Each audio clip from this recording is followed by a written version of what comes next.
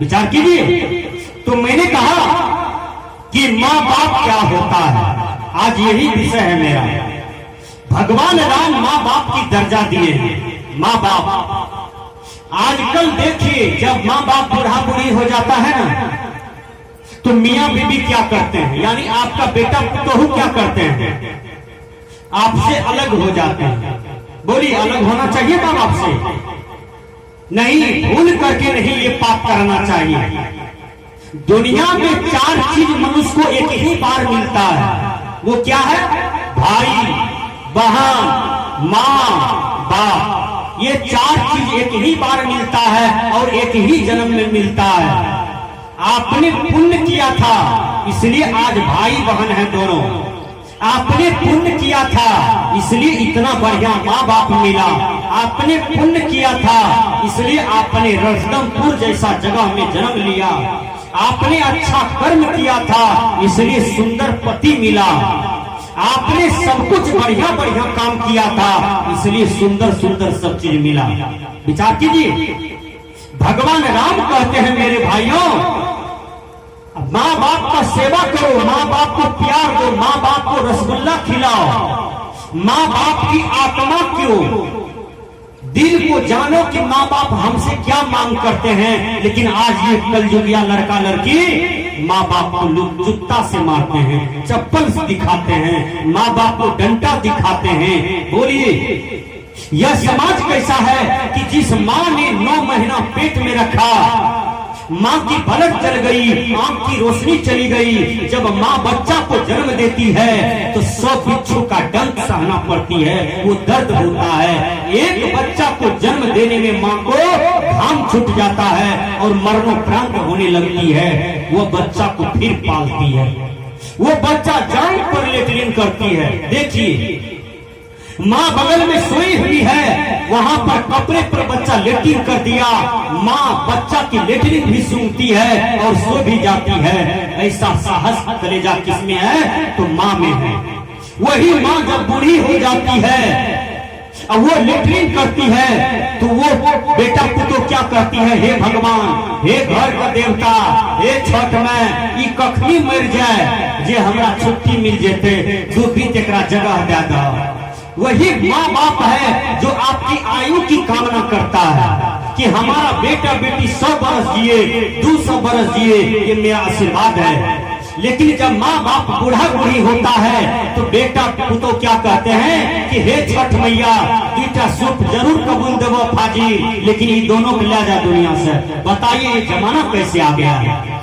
इसलिए माँ बाप को समझने का प्रयास करें कि माँ बाप की शक्ति होता है, माँ बाप भगवान भगवती होता है। जो माँ बाप को ठुकरा देता है उसको जिंदगी में कभी शांति नहीं मिल सकता है। विचार कर लीजिए, आज आपके देश में सबसे अमीर आदमी कौन है जानते हैं? मुकेश अंबानी।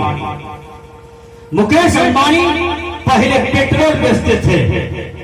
हम लोग भी गाड़ी पर जाते हैं और पेट्रोल पंप पर जाते हैं तो पेट्रोल लेते हैं।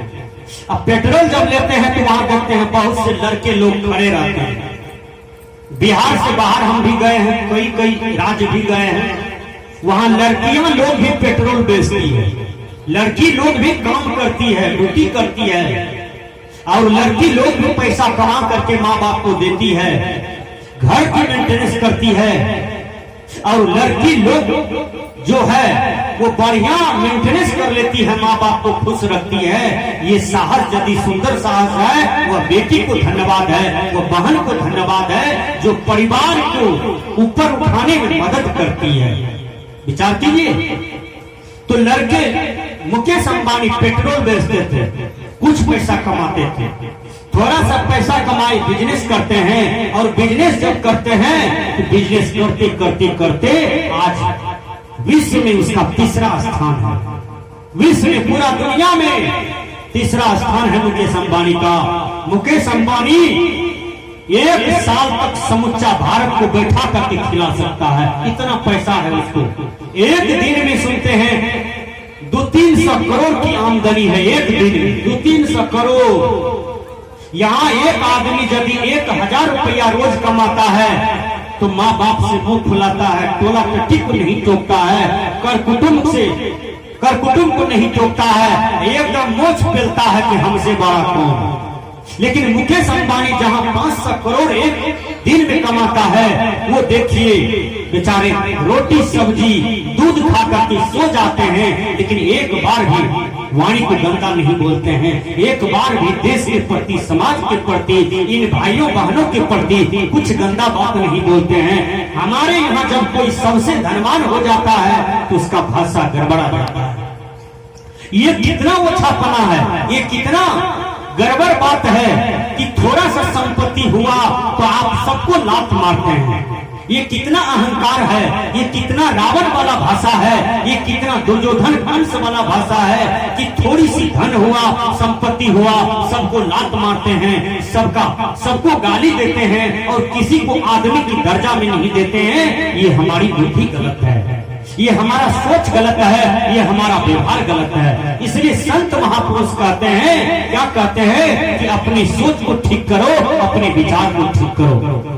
धनवान हर आदमी बनिए, हर आदमी पैसा कमाइए, हर आदमी जमीन कमाइए, मकान कमाइए, हर आदमी सुखी हो जाइए।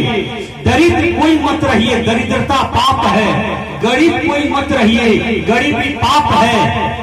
और हर आदमी ये भी सोचिए कि जो बेटी हमारे यहाँ है, एक पैसा लगा करके हम बेटी को सुख में दे दें, लेकिन बेटी को गरीब में कभी भी नहीं देना चाहिए। याद कर लीजिए, क्योंकि गरीबी पाप होता है। गरीब आदमी कपड़ा के बिना मर जाता है, गरीब आदमी भोजन के बिना मर जाता है, गरीब आदमी दवाई के बिना मर जाता है। गरीबी को आपने मरते देखा है? यदि देखे होंगे तो ज्ञान हो जाता होगा। मैंने कितने गरीब को देखा है, हॉस्पिटल में देखे हैं हम गरीब को मरते हुए, जिसको 1000 रुपया नहीं है और दवा 1000 के बिना, वो दवाई के बिना मर गया और डॉक्टर उसको भेज देते हैं कि ले जाओ अपना पेशेंट को। 1000 तक उसके पास नहीं है और मर जाता है। ये गरीबी है। इसलिए हर आदमी को पैसा कमाना चाहिए, हर आदमी को दौलत कमाना चाहिए, हर आदमी को संपत्ति कमाना चाहिए। गोस्वामी तुलसीदास महाराज कहते हैं, बिना धन धर्म न होए खगेसा। बिना धन से धर्म नहीं होता है, इसलिए धन कमाना चाहिए। धन होगा तो 10 टका आप रणवीर साहब को दे सकते हैं, धन रहेगा तो 50 टका आप दान पुण्य कर सकते हैं, धन रहेगा तो सत्संग करा सकते हैं, धन रहेगा तो परमात्मा भगवान गुरु का नाम ले सकते हैं, धन रहेगा तो माँ बाप का सेवा कर सकते हैं, धन रहेगा। आज धन है तब तो रोड बन गया सरकार का, आज धन है तब तो बिजली घर घर आ गई, धन है तब तो नल जल आ गया द्वार द्वार। तो ये सारी संपत्ति तो आपका कमाया हुआ है। बिना धन से धर्म नहीं होता है, बिना धन से दुनिया में कुछ भी नहीं होता है। लेकिन जिसको धन हो जाए उसको धर्म करना चाहिए, उसको पुण्य करना चाहिए, उसको पाप कभी भी नहीं करना चाहिए।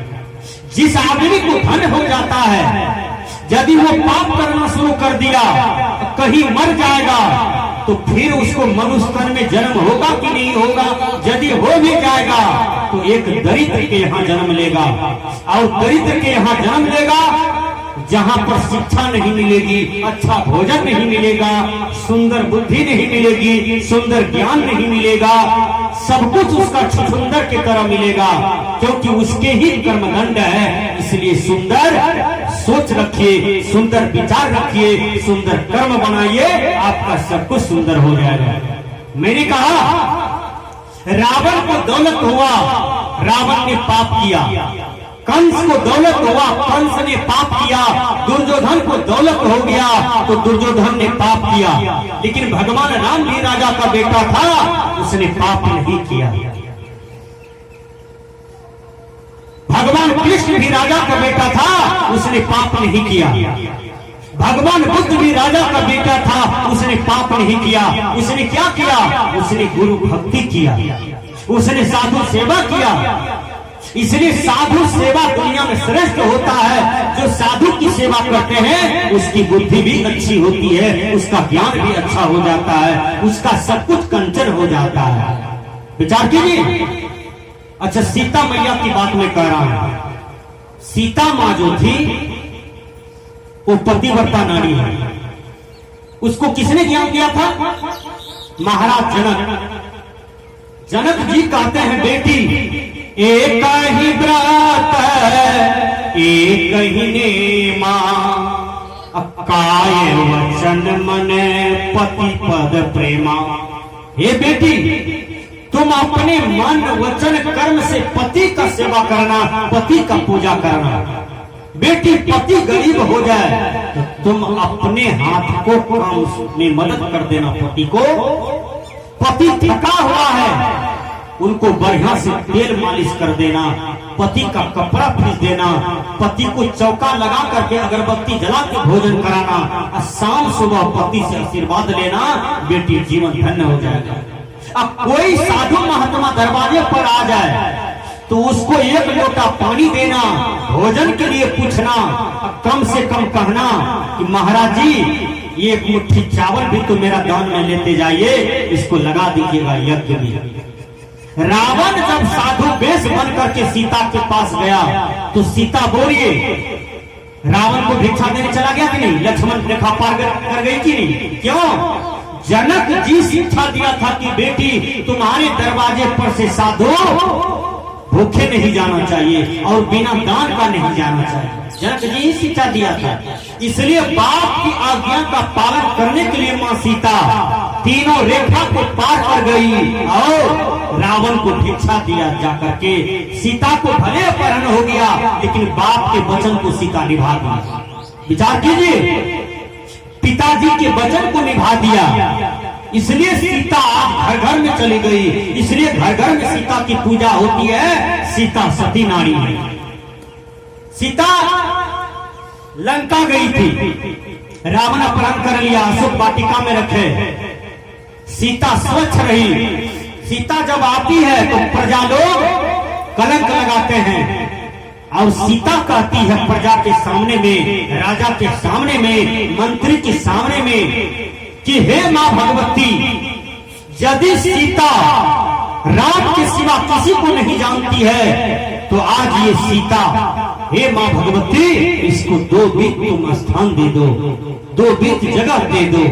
सीता यदि सती है, मन से राम का चिंतन किया है, मन से राम भगवान का स्मरण किया है, अपने पति की मुखरा के सिवा किसी पर पुरुषों का चिंतन नहीं किया है, तो इस सती को स्थान दे दो। हे मां भगवती, ये सती को स्थान दे दो। धरती फट जाती है। भगवान राम जब सीता को हाथ पकड़ते हैं, उस दिन से सीता को दुखे हुआ है। वनवास में रोती रही बेचारी, कंद फूल बैर पत्ता पर सोती है और पति के साथ रहती है, पति के दुख में है। लेकिन सीता स्वच्छ रही और पति धर्म को निभा दिया, जिंदगी भर रोती रही और अंत में उसको कलंक लगाया, झूठा कलंक था, और सीता रो रो करके भगवती मां से जगह मांग लिया। धरती फट जाती है और सीता को मां भगवती गोद में बैठा लेती है और मां भगवती उसको लेकर के अपने धाम में चली जाती है। जब भगवती मां उसको धाम में लेके चली गई तो राम देखिए कितना रोता है सीता के लिए। हे सीते, हे सीते, हे सीते, तुम कहां जा रही हो? ये राम कैसे रहेगा तुम्हारा बिना? दोनों पति पत्नी का प्रेम देखिए, कितना अटूट प्रेम था। विचार कीजिए, हे सीते, हे सीते, राम खूब रोते हैं, लव कुश भी रोता है, लेकिन मां भगवती उसी को स्थान दे दिया। कैसे वो लौटती? लेकिन मां सीता अंत में कहती है, हे पति, हे राम, मेरे बेटा, अब हमारे पास समय नहीं है जो हम लौटेंगे मृत्यु लोक में। हमारा समय इतना ही दिन का था राम के साथ, ये अयोध्या के साथ। अब तो सीता चल गई, सीता चल दी सब कुछ छोड़ करके, अब ये सीता नहीं लौटेगी। बेचारी रोते रोते मां भगवती के शरण में लग गई और चली गई। उस समय का प्रसंग देखिए कितना दर्दनाक है। एक सती नारी को कितना दुख हुआ, लेकिन फिर भी पति का स्मरण करते रहे। आजकल के कलयुगी लड़की जिसको ज्ञान नहीं है, जो बदचलन है, जो मन चलन है, वो क्या कहती है, पापा जी ये लड़का के साथ हम नहीं रहेंगे। और पापा भी इतना बकलोल है कि उस लड़का को छोड़ा करके दूसरा लड़का से फिर शादी कर दिया। फिर वो लड़की कहती है बाबूजी हम इस लड़का के साथ नहीं रहेंगे, तू दूसरा लड़का को छोड़ा दिया, फिर तीसरा शादी करवाता है। बोलो ये पति धर्म है? आपके देश में यह संस्कृति है कि एक नारी का इज्जत एक ही पुरुष देख सकता है, लेकिन एक नारी को यहाँ 4-4 पुरुष, 5-5 पुरुष, 10-10 पुरुष इज्जत देखता है। क्या उसको नारी धर्म कहा जाता है? नहीं, ये नारी धर्म नहीं है, यह वेश्या धर्म है। संत महात्मा कहते हैं कि एक नारी सकल महतारी, एक नारी जो एक नर लेकर के रह गया, वही नारी यह संसार में तर जाती है, उसी को मुक्ति मिलती है, उसी को मोक्ष मिलता है। जो पति परमेश्वर को देखते देखते उसी के चरण में बेचारी दम तोड़ दी, उन्हीं का सेवा करते करते ये दुनिया से चली गई, वही पत्नी को मुक्ति मिलती है, वही पत्नी को सद्गति मिलती है। हजारों शादी कर लीजिए, दुनिया में कुछ नहीं मिलेगा। हजारों सुख भोग कर लीजिए, ये संसार में कुछ नहीं मिलेगा, लेकिन जो प्रथम मांग में सिंदूर दिया है वही तुम्हारा पति होता है, और वही कई जन्म तक आपके पास आता है। इसलिए पति परमेश्वर होता है। भगवान राम की जो पत्नी सीता है, उनसे भी तो कुछ आचरण लीजिए, उनसे भी तो कुछ शिक्षा लीजिए। चलिए सती अनसुईया के पास। हमारे जन्म स्थान के बगल में एक आदमी मर गया, जमाने में मर गया बेचारा, कुछ नहीं हुआ था, अचानक घर आया और मर गया। पत्नी एक बार भी नहीं रोई और कहा जल्दी हटाइए। पत्नी तुरंत हटवा दिया। 5-6 घंटा के अंदर में कीर्तनियां भजनियां ला करके लोग चले गए गाड़ने के लिए। समाज के अगल बगल का लोग नहीं खाया। जब पति का लाश 25 कदम आगे चला गया तो पत्नी दही चूड़ा बैठ करके खा रही है भर पेट। वो कैसी पत्नी है जो पति का लाश भी नहीं जला है और बैठ करके दही चूड़ा खा रही है? उनको पति धर्म क्या मालूम कि पति क्या चीज होता है, पति का प्रेम क्या चीज होता है। विचार कीजिए। इसलिए हमारे कहने का भाव है कि संस्कृत के विद्वान ने कहा पति वाक मनादरे स्वच्छ यावर्तते तुया सा नारी निर्थे घोरे पतत्या चंद्र तारकम। कहा जिनके पास पति है, ऐसी पत्नी यदि पति को आरती नहीं दिखाती है, पूजा नमन नहीं करती है, वो चली जाती है मंदिर में, चली जाती है जहां तहां खुट्टा के पास, पत्थर के पास, उनको पूजा करती है, लेकिन पति का पूजा नहीं करती है, पति को आदर नहीं देती है, समझो ऐसी पत्नी पति के आयु छीन करती है। ये शास्त्र में दिया हुआ। तो मैंने कहा आपके पति खुशहाल रहे, आपका पति मर्द की तरह रहे, आपका पति के ऊपर में कोई समस्या संकट नहीं आवे। पत्नी पाप करती है तो आगे पति को पड़ता है, और आगे पति यदि पाप करते हैं तो वो पाप बाल बच्चे पर पड़ जाता है।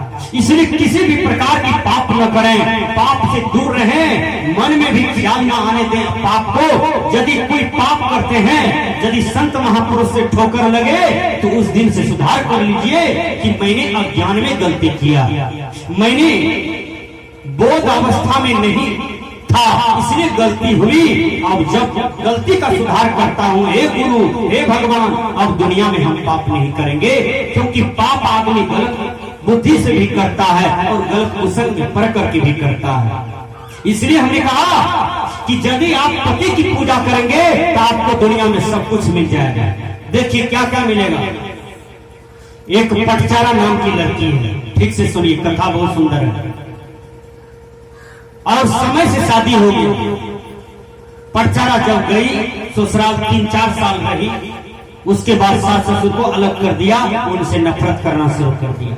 सास को मारती भी थी पटचारा, ससुर को मुक्का से गाल पर मारते थे।